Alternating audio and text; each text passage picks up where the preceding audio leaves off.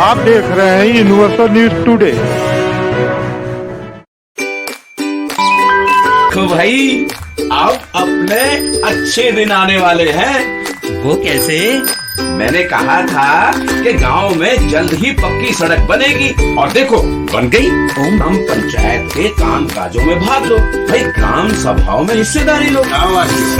मैं आप सभी का बहुत आभारी हूँ। आपने हमें गांव का प्रधान चुना। अपने अधिकारों का उपयोग करते हुए आप सबों ने देश के लोकतंत्र को मजबूत बनाया। हम अपने पंचायत की आर्थिक तरक्की और सामाजिक न्याय की प्रक्रिया को मजबूत बनाएंगे। गांव के विकास को लेकर के समर्पित और संकल्पित गांव की सरकार के मुखिया ग्राम प्रधान गांव में विकास की गति को कैसे दौड़ा रहे हैं जानने के लिए आज हम पाली विकासखंड के ग्राम पंचायत बिकहा में हूँ, जहाँ की प्रधान निर्मला देवी जी हैं। उनके प्रतिनिधि के रूप में उनके सुपुत्र विजेश कुमार जी उनका काम देखते हैं। आइए उनसे बात करते हैं। सबसे पहले तो आपका यूनिवर्सल न्यूज टुडे में स्वागत है जी। अब शपथ ग्रहण के बाद से लेकर के अब तक आपके द्वारा बिकहा ग्राम पंचायत के अंतर्गत कौन कौन से विकास कार्य कराए गए हैं, विकास के कौन कौन से कार्य ऐसे हैं जो भी चल रहे हैं, आगे विकास की आपकी क्या योजना है? हमारे यहाँ जो सरकारी योजनाएं हैं उसका धरातल पर उतारने का पूरा प्रयास किया गया है। पूर्ववत में भी प्रयास किया जाएगा। शासन की मंशा के अनुरूप ये तमाम कामें हो रही हैं। जो सरकार की मुख्य सोच है स्वच्छता का, उस पर विशेष फोकस दिया जा रहा है। हालांकि आर्थिक कमी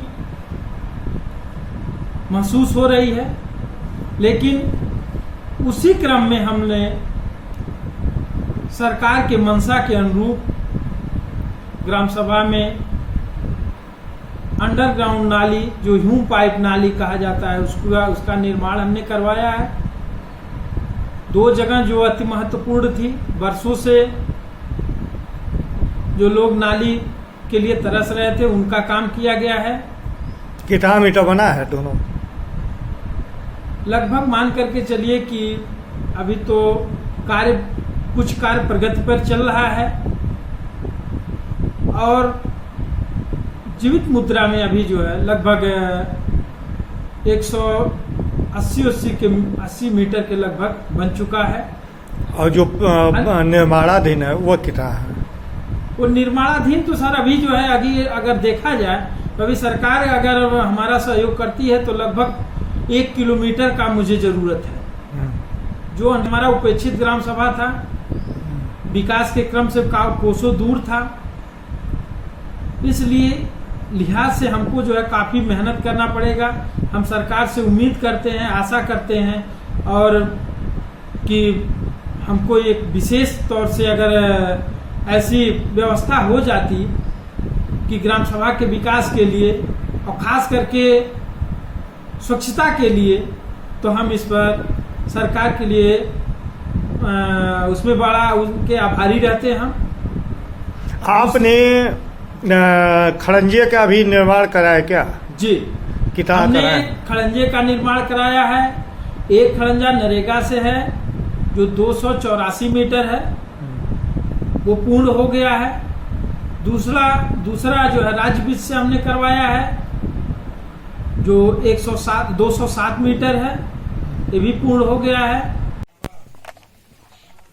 खड़ंजा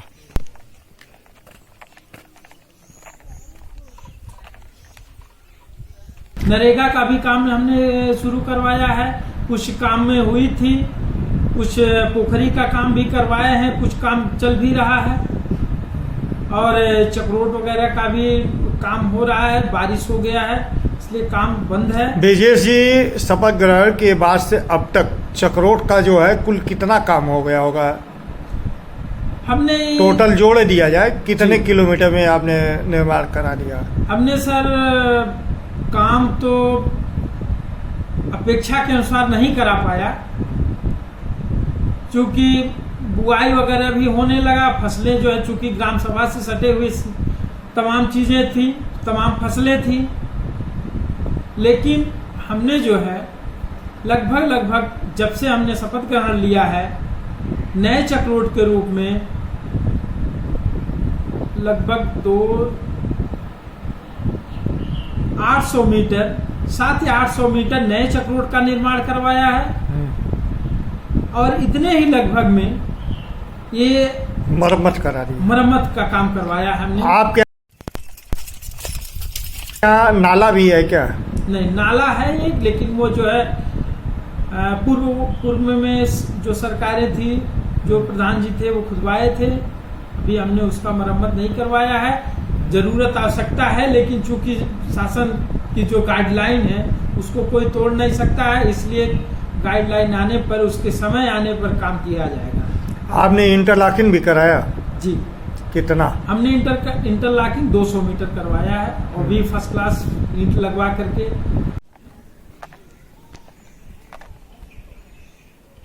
सीसी भी बनवाया क्या? नहीं, सीसी अभी हमने नहीं बनवाया, लेकिन प्रस्ताव में रखा गया है। विजय जी, आपके ग्राम सभा में कुल कितने विद्यालय हैं? हमारे ग्राम सभा में, चूंकि हमारी ग्राम सभा जो है 2 छोटे ग्राम पूर्वों मजरों को मिला करके बनाया गया है। एक ग्राम सभा भिटहा जो ग्राम पंचायत भिटहा के नाम से है और एक राजस्व ग्राम जो शाहपुर के नाम से है। तो कितने विद्यालय हैं? 2 विद्यालय हैं। इन विद्यालयों में कायाकल्प योजना के तहत आपने कुछ कार्य कराए? जी, हमने जो है हमारा एक विद्यालय हम वो जो ग्राम सभा भिटहा में है उसको हमने ध्वस्तीकरण के दिया है। ध्वस्तीकरण के लिए वो प्रस्ताव भी आ गया था, लेकिन उसमें लॉटरी भी निकली हुई थी, फिर उसका बोली लगी थी ब्लॉक पर, संसाधन केंद्र पर, लेकिन पैसा अधिक होने के कारण टेंडर उसको कोई जो है लिया नहीं, कोई फर्म वाले उसको लिए नहीं। फिर महोदय जी से हमने बात किया, जो शिक्षा विभाग के हैं, उनसे हमने बात किया तो उन्होंने कहा कि दोबारा जो है इसकी बोली लगवाई जाएगी।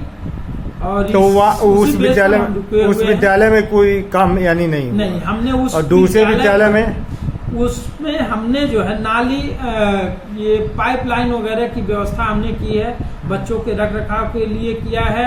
हाँ, ये है पैसा थोड़ा सा दिक्कत, धन का अभाव होने के कारण कुछ दिक्कतें आ रही हैं, लेकिन हम अगले पंचवर्षीय योजना, अगले आने वाले वर्ष में हम सोच रहे हैं कि उसको पूरा फर्स्ट क्लास एक नए एजुकेटेड तरीके से काम किया जाएगा।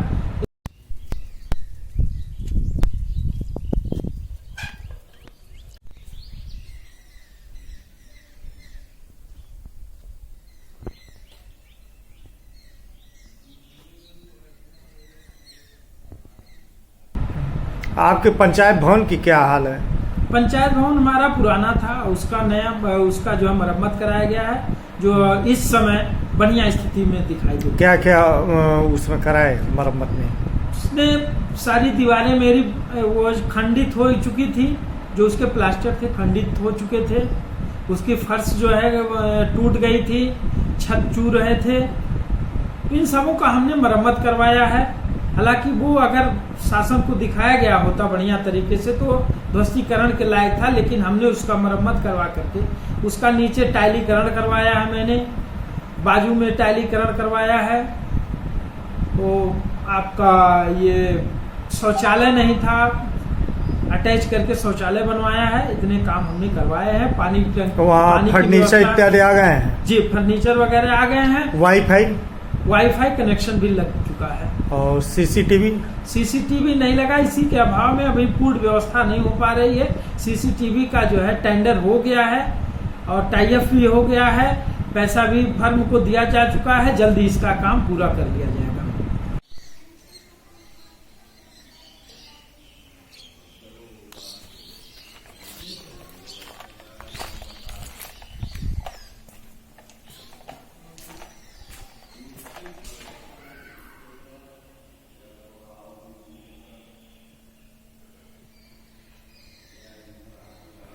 आपने सामुदायिक शौचालय में भी कुछ काम कराया क्या? नहीं, पूर्ववत में जो हमारे पूर्व के प्रधान थे उन्होंने ये काम जो है उनके समय में, उनके कार्यकाल में सामुदायिक भवन का निर्माण हुआ था, वो जो अभी पूर्ण रूप से चल रहा है, सुसज्जित है, कोई दिक्कत नहीं है उसमें। घर घर शौचालय भी बनवाए?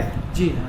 कितने? घर घर शौचालय ये तो आंकड़ा मेरे पास नहीं है, लेकिन शपथ के बाद से कुछ आए होंगे। शपथ के तो बाद से सर ये हुआ कि LOB NLOB करके ऐसे करके आ रहा है, जो मान करके चलिए कि 40-50 शौचालय जो है हमारे कार्यकाल में बन करके, जो उनके कार्यकाल में जो पूर्व के प्रधान थे उनके कार्यकाल में जो पेंडिंग थे वो मेरे कार्यकाल में बन करके तैयार हो गए।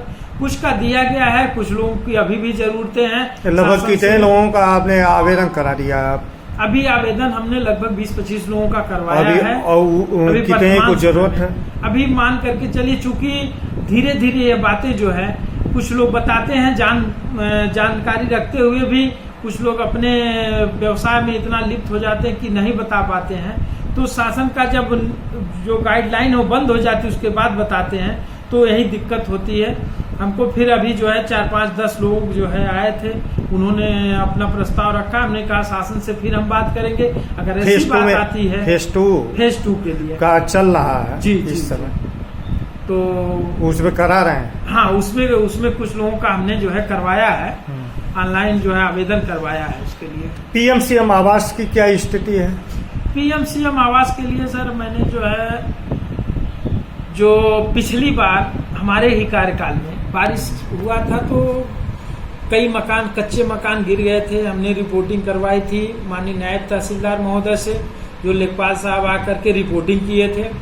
और इस रिपोर्टिंग में हमारे यहाँ 2 लोगों को पात्र चुना गया था, 2 लोगों का आया था, जिसमें ये PM आवास की CM आवास की बात मैं कर रहा हूँ।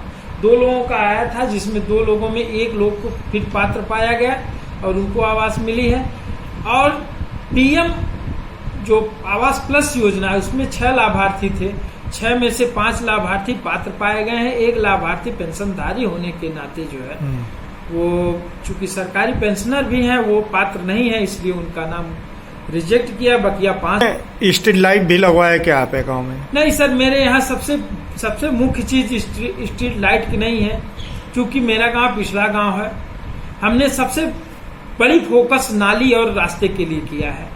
जब मैं नाली और रास्ते को पूर्ण कर लूंगा, उसके बाद स्ट्रीट लाइट की व्यवस्था करवाऊंगा।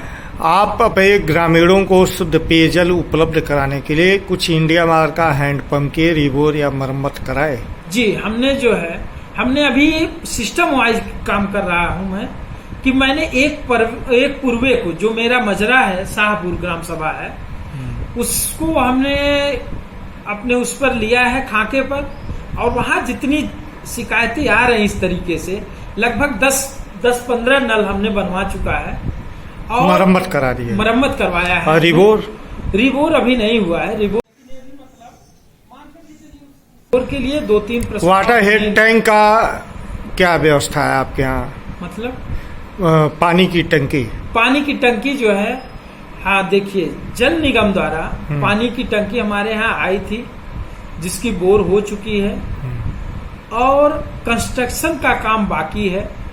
जो ग्राम सभा हमारे यहाँ जो मजरा है शाहपुर, वहां पर पानी की टंकी बैठ रही है और पूरे ग्राम सभा में हम उम्मीद करते हैं कि जल निगम के विभाग से जो है कि शुद्ध पेयजल की व्यवस्था जल्द से जल्द। आपने कुछ खाद गड्ढे या सोख्ता भी बनवाए? खाद गड्ढे सर हमने नहीं बनवाए, लेकिन प्रपोजल में दिया है बनने के लिए। 2-3 लोगों का पर्सनल भी है और सार्वजनिक भी है, क्योंकि जमीन भूमि उपलब्ध नहीं हो पाने के कारण सोख्ता काम नहीं हो पाया है। सोख्ते की जरूरत नहीं पड़ी है, हमारे यहाँ नाली की व्यवस्था पूर्ण है, इसलिए काउसेट नहीं पड़ी। काउसेट सर नहीं बना है। काउसेट के लिए आप पेंशन योजनाओं में भी आवेदन कराए? जी हाँ। लगभग कितने लोगों को मोटिवेट करके आपने? लगभग हमारे यहाँ वर्तमान समय में 70-75 की संख्या में पेंशनर हैं, जो वृद्धा, विधवा, विकलांग पेंशन, मतलब ये आपने शादी विवाह योजना में भी कुछ आवेदन दिया? जी हाँ। कितने लोगों का? शादी विवाह जो अनुदान मिलता है उसके लिए लगभग 8 से 10 लोगों का हमने जो है ये फॉर्म भरवाया था, अप्लाई करवाया। आपके ग्राम सभा में KCC KYC कैंप लगा? हाँ, सीसी कैंप लगा था, केवाईसी सीसी कैंप और केवाईसी कैंप दोनों लगा था। कोविड वैक्सीनेशन हो चुका, पूर्ण हो गया है। बूस्टर डोज अभी नहीं लगा हुआ है। उसके लिए आपने एएनएम से या अपने चिकित्सा अधिकारी से संपर्क किया? जी। उन्होंने कहा है कि ये बूस्टर डोज जो है, चूंकि अभी ये प्रोसेस में सिस्टम में शुरू हुआ है बूस्टर डोज के लिए, तो जल्द ही इस पर प्रक्रिया चालू होगी और उम्मीद है कि जल्द से जल्द सबको बूस्टर डोज लगेगा। विजय जी, शासन द्वारा सभी ग्राम पंचायतों में नंगे तार और जर्जर पोल बदले जा रहे हैं। आप भी प्रयास किए होंगे कि आपके गांव में ये बदल जाए और सुरक्षा का पुख्ता इंतजाम हो, तो इस दिशा में कुछ आप सफलता पाए? जी सर, ये तो बहुत अच्छी आपने क्वेश्चन किया है और मेरा ये मेन मुद्दा भी है। हमारे यहाँ सन 80-82 से ही बिजली का लगा हुआ है तार, पोल जो भी है, विद्युतीकरण उसी समय हुआ था। और जो तार नीचे जिसको कहते हैं वो कौन सा तार, झूला, वो लोहे का तार था। हाँ।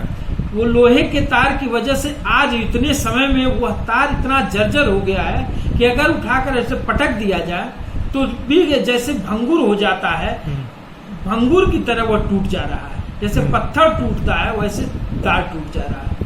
और आए दिन घटनाएं तो घटती हैं, लेकिन छोटी घटनाएं जैसे तार टूट कर गिर गया, पेड़ जलने लगता है, कहीं पर दीवारें जो है सुलगने लगती हैं, तो ऐसी घटनाएं होती। लेकिन ऐसा प्रतीत होता है अगर हमारे यहाँ के तार नहीं बदले जाते हैं और लटके हुए तार नहीं बदले जाते हैं तो काफी बड़ी अनहोनी की घटना हो सकती है। इसके लिए आपने प्रयास किया? जी, इसके क्रम में हमने माननीय जेई साहब को कई बार लिखित तौर पर नहीं लेकिन मौखिक तौर पर हमने इस विषय पर चर्चा किया और जो लाइनमैन वगैरह आते हैं उनसे भी हमने, उन सबों के माध्यम से भी हमने देखा कि वो सब खुद बताएं कि सर ये जो है एकदम क्षणभंगुर हो गया है, ये जहां से भी जब भी हल्का सा भी प्रेशर पड़ेगा तो टूट जाएगा। ये स्थिति हमारे यहाँ की है और हम मीडिया महोदय से भी निवेदन करते हैं कि ये जो नंगे तार की बात है, इसको अगर सुचारू रूप से अगर इसको चेंज हो जाता है तो बड़ी अच्छी कृपा होगी।